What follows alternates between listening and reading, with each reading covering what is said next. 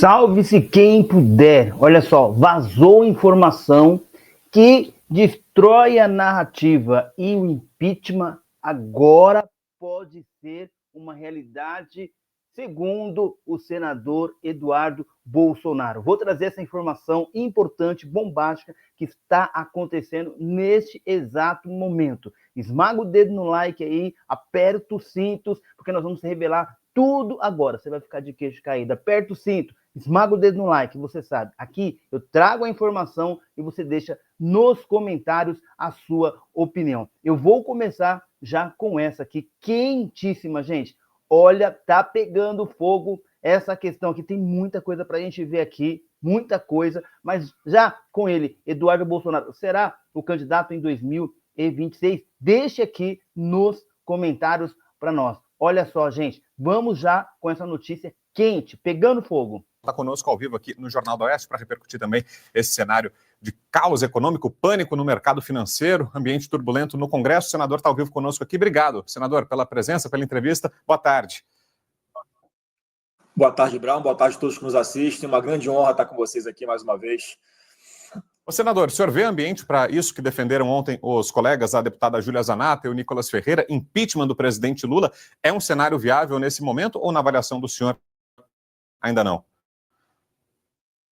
Ô, Brown, isso já começa a ser falado nos bastidores, tanto do Senado quanto da Câmara, porque a gente observa um desgoverno padrão Dilma, daí para baixo. É um descontrole completo do dólar, a necessidade de, a passos largos, ampliar a taxa Selic, a chegar a pontos ali proibitivos de tomada de empréstimos por parte de empreendedores. Então, eu fico muito preocupado, porque isso é mais uma grande pancada na possibilidade de geração de emprego, porque se hoje você vai em qualquer banco, você consegue uma taxa de rendimento do seu dinheiro de inflação, e uma inflação mais 7%, mais 8%.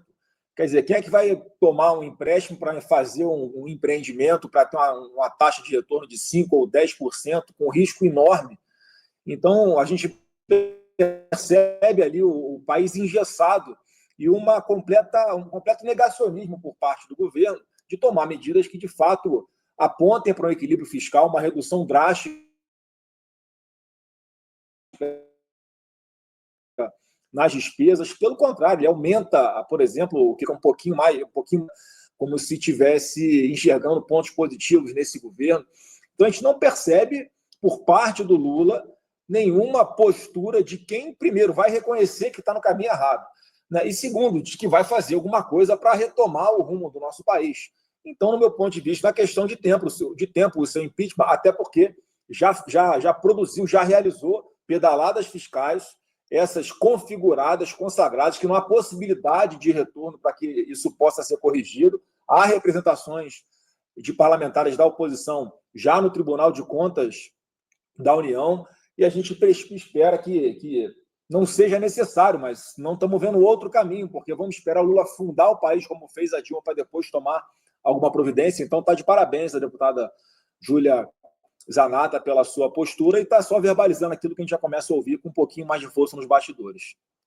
Senador, vou convidar aqui para a conversa também os nossos comentaristas, o Bruno Musa e a doutora Kátia Magalhães, que estão aqui com a gente. Vai lá, Musa. Boa tarde, senador. Obrigado pelo seu tempo. Bom, eu sempre faço mais ou menos a mesma pergunta, mas diferentes óticas. O senhor mencionou muito claramente aí a respeito da necessidade, ou aplaudindo essa parte do impeachment, que eu acho que todos os fundamentos técnicos nós já teríamos. Inclusive, alguns artigos importantes de pessoas renomadas falando sobre as pedaladas fiscais, gastos para fiscais da ordem de 100 bilhões de reais. 100 bilhões de reais que não estão passando por dentro do orçamento. Um PIB que está crescendo, eu já analisei profundamente isso nos meus canais, que cresce por impulso fiscal, expansão fiscal, ou seja, nós temos todo o terreno para isso. Não há vontade política por se tratar ainda de uma figura, digamos, proeminente da política brasileira, que faz parte da história brasileira, que é o Lula, porque, de novo, fundamentos técnicos, na minha opinião, nós temos. Como é visto isso no dia a dia aí dentro do Senado, senador? Olha, Bruno, eu acho que é uma questão de tempo, sim. E conforme o quadro vai se agravando e a tendência é essa, aumenta-se a pressão. E óbvio que tem que haver o fator político, né? Por que não há impeachment de ministro do Supremo? Porque, pelo menos por enquanto, esse papel que caberia ao Senado, já que também está claramente configurado ali o infringimento a artigos da lei de impeachment por parte de ministros do Supremo, de atuação político-partidária, em não se declarar impedido, quando ele, por obrigação, por lei, teria que se declarar impedido em processos que ele está atuando. Então, assim, está configurado. Objetivamente, houve o crime de responsabilidade, como houve o crime de responsabilidade também do Lula, está configurado. E não tem o que ele possa fazer para corrigir, para esquentar isso, né, para burlar, por mais que o Congresso dê algum tipo de autorização, porque já foi cometida a pedalada fiscal, e não foi uma, foram várias.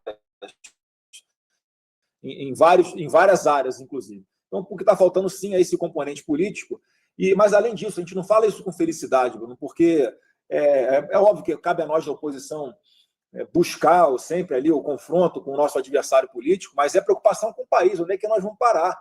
Com a taxa de juros subindo desse jeito, o governo comemorando uma taxa de desemprego baixa, mas equivocadamente, porque a taxa de desemprego é medida por quem vai procurar emprego. A gente vê a quantidade de pessoas que estão no seguro-desemprego, portanto, não estão procurando emprego, é astronômica, é recorde também no nosso Brasil. Mais recordes agora produzidos, dados do próprio TCU, do déficit, né, do prejuízo absurdo que esse governo está dando nas estatais, quer dizer, dinheiro do orçamento que ele tem que botar lá nessas estatais para poder fechar o balanço dela, para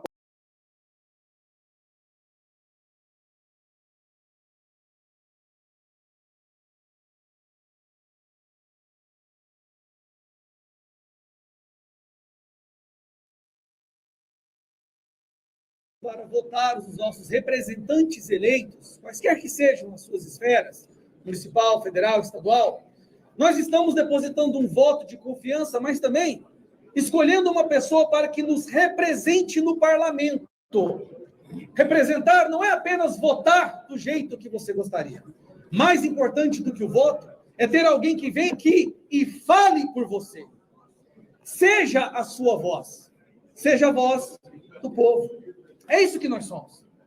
Nós existimos para sermos a voz do povo, de forma plural, da esquerda, do centro, da direita. Essa é a nossa função principal aqui. Eu acredito mais importante do que votar sim ou não em um projeto. E a função primordial nossa, representante eleito, está sendo, me corrijo, foi destruída ao longo desses últimos anos. Hoje, uma das coisas mais perigosas que um parlamentar pode falar aqui, pode fazer aqui, é falar. É pedir por transparência, é falar em nome dos desejos, dos anseios da sua população que colocou aqui. É pedir que a Constituição seja respeitada, que o devido processo legal seja seguido, que direitos humanos básicos e fundamentais sejam respeitados. Então, hoje, todos que estão aqui, em frente às câmeras, nessa última coletiva de imprensa de 2024, são alvos. Por roubar?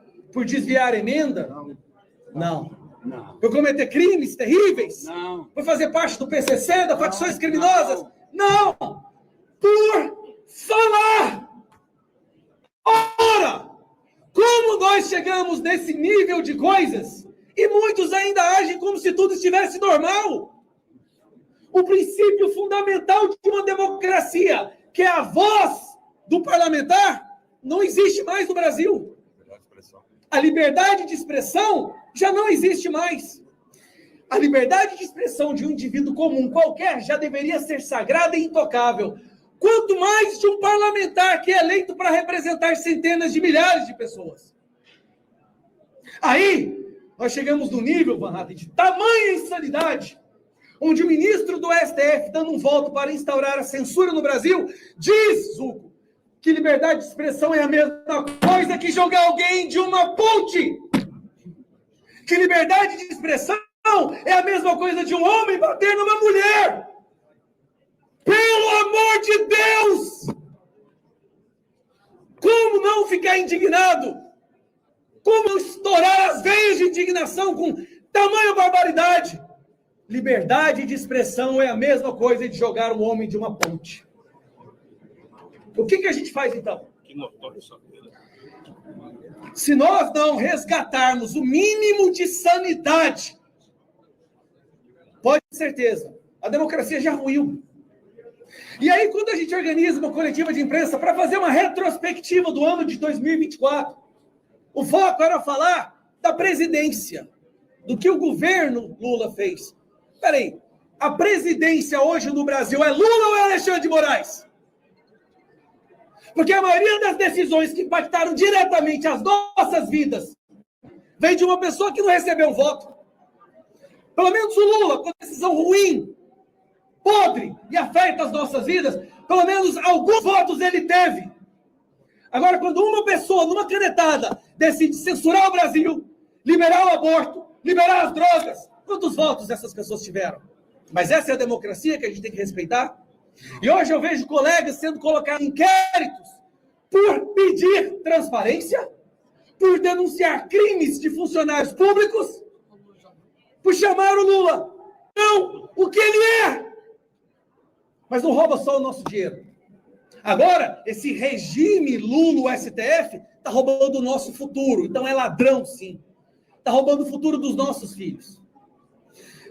Tudo isso, para concluir, meus amigos, é numa clara intenção de nos intimidar, numa clara intenção de fazer com que a oposição, patriotas, pessoas que querem um futuro melhor e preocupam com a liberdade dos nossos filhos, desistam de lutar. Coloquem o rabinho entre as pernas e optem em não falar mais nada. Eu vou ficar calado, porque talvez eles não me persigam.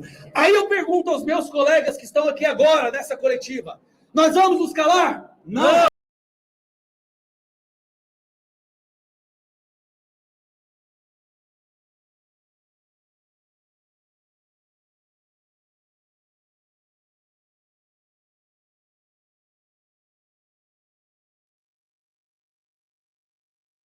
Anúncio do acordo entre Mercosul e Europeia, estão viralizando nas redes sociais as imagens da reação de Javier Milei ao discurso de Lula. Isso foi hoje na cúpula do Mercosul, e enquanto falava, o presidente brasileiro dá só uma olhada em como reagia o presidente argentino. Milei deu claros sinais de desânimo, de cansaço, levou as mãos ao rosto, em determinado momento, como a gente está vendo ali, chegou a dar risada, colocou as mãos no rosto, em sinal de cansaço, enfim, não escondeu a insatisfação enquanto ouvia o discurso do presidente brasileiro Lula da Silva. Que nos dias dessa cena, hein, Serrão? Lamentável e esperada. O Milei cansou de ouvir tanta lorota, tanta mentira. Lula chegou a dizer que o Brasil está vivendo um momento de liberdade.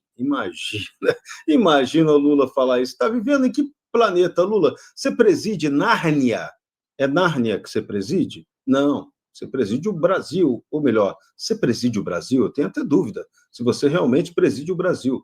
Você é um refém supremo na cadeira elétrica do Palácio do Planalto. Você não está governando nada. Esse seu mandato você veio só para tomar o poder, porque tinha que tirar o Bolsonaro da jogada por ordem do sistema de poder, mas a sua capacidade, o seu projeto, o seu plano real para tocar o Brasil é zero, é menos 13. Você não tem essa capacidade. E a gente está vendo isso, está vendo o reflexo, o desastre da sua atuação no campo econômico, que você ainda insiste em desenhar que está tudo uma maravilha, tudo lindo e maravilhoso, quando os indicadores mostram que nós não estamos. Estamos pagando comédia. O Deutsche Bank agora soltou uma de que o Lula 3, na verdade, é o Dilma 2, ou seja, um desastre econômico anunciado. Então, os europeus, os observadores econômicos internacionais de verdade estão vendo que aqui não tem otário. E o Milei, que não é bobo, só pôde achar graça, só pôde fazer troça de tanta historinha que você estava contando ali. Historinha do Boitatá, lendas do Lula. E você, Marina, o que achou da reação do Milei? Acertadíssima, né? Acho que o Milei ali tem feito uma gestão exemplar do ponto de vista fiscal, inacreditável que ele tem conseguido. Muita gente era cética e ele está conseguindo a inflação vindo abaixo do esperado, conseguiu fazer um ajuste fiscal no país, né, já 10 meses consecutivos, e não é à toa que a Argentina está aí com a melhor moeda do mundo, que mais se valorizou, a Bolsa Argentina com maior desempenho, melhor desempenho entre todas as bolsas do mundo, o contrário do Brasil. É claro, né, Brown, que na economia a coisa não é automática. A grande verdade é que o ajuste feito pelo Milei fez com que a economia argentina ainda contraísse esse ano. Mas o cenário para os próximos anos é muito alvissareiro. Estão se falando em crescimento de 5% já no ano que vem. Então, a população agora, depois desse ajuste necessário, vai começar a colher os frutos. O contrário do Brasil. O Lula está comemorando aí com o olho no retrovisor. Ele está comemorando esse PIB anabolizado, inchado por conta do monte de gasto público. Vamos lembrar, gente, o ano passado, metade do crescimento foi só por conta de impulso fiscal. 2/3. Esse ano, metade do crescimento só impulso fiscal. E a gente sabe o que isso está dando. O mercado já está precificando aí uma inflação altíssima e a população vai pagar essa conta. Então, o que a gente está vendo aí é 2 líderes indo na direção completamente oposta, um indo para a esquerda, o outro para a direita, e a gente vai ver aí a